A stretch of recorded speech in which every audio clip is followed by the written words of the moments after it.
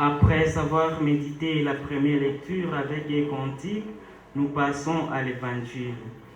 Évangile de Jésus-Christ selon c'est Luc, chapitre 11, versets 1 à 4, et puis versets 29 à 32.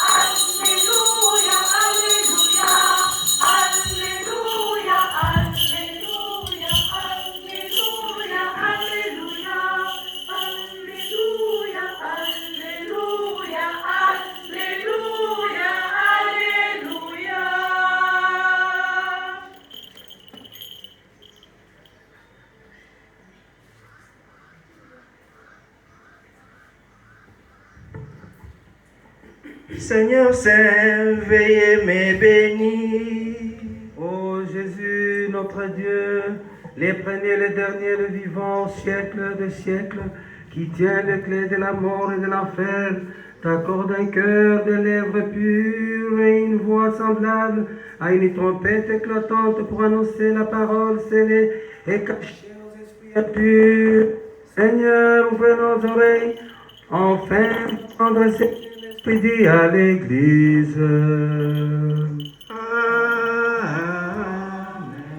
Debout, sœurs attentifs en silence, écoutons le saint évangile. Le Seigneur soit toujours avec vous. Et avec votre esprit. Lecture du saint évangile de Jésus-Christ selon saint Luc. Gloire à toi, Seigneur.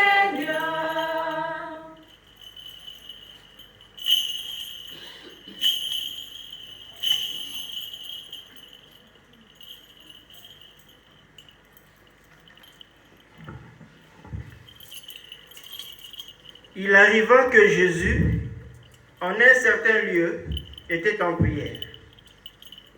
Quand il eut terminé, un de ses disciples lui demanda: Seigneur, apprends-nous à prier comme Jean le Baptiste, lui aussi l'a appris à ses disciples. Il leur répondit: Quand vous priez, dites: Père, que ton nom soit sanctifié, que ton règne vienne. Donne-nous le pain dont nous avons besoin pour chaque jour. Pardonne-nous nos péchés, car nous-mêmes, nous pardonnons aussi à tous ceux qui ont des torts envers nous. Et ne nous laisse pas entrer en tentation. Comme les foules s'amassaient, Jésus s'est mis à dire: Cette génération est une génération mauvaise. Elle cherche un signe, mais en fait, des signes, il ne lui sera donné que le signe de Jonas. Car Jonas était un signe pour les habitants de Ninive. Il en sera de même avec le Fils de l'homme pour cette génération. Lors du jugement, la reine de Saba se dressera en même temps que les hommes de cette génération, et elle les condamnera. En effet, elle est venue des extrémités de la terre pour écouter la sagesse de Salomon. Et il y a ici bien plus que Salomon. Lors du jugement, les habitants de Ninive s'élèveront en même temps que cette génération, et ils la condamneront. En effet, ils se sont convertis en réponse à la proclamation faite par Jonas. Et il y a ici bien plus que Jonas.